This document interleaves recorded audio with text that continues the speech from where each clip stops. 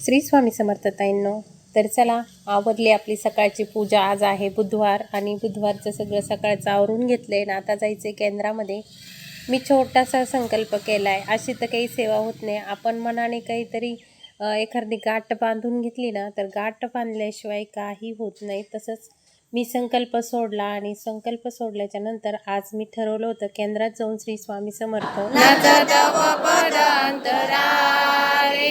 जय जय सद्गुरु स्वामी समर्था आरती करू गुरुवर्या रे अगाध महिमा तव चरणांचा वर्णायामती देहा रे। तर मला करायचे होते आज म्हणजे आपलं स्वामी चरित्र पूर्ण एक पारायण केंद्रामध्येच।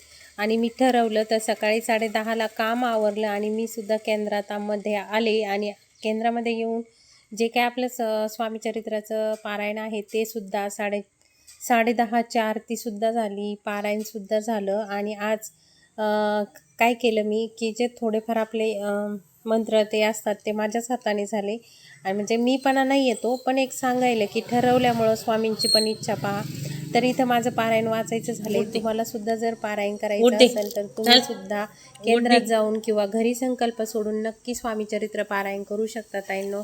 खूप छोटे छोटे अनुभव येतात, अवश्य आपण सेवा केली पाहिजे। स्वामी समर्थ वेळ काढला तर ते काय म्हणतात ना, सवड भेट इच्छा असेल तर सवड नक्कीच भेटते। तर हे हे लाडाला येत होता, यांनी लई डिस्टर्ब केला आज मला तिथं सेवा करताना, खूप मध्ये मध्ये करत होता हा सुंदर।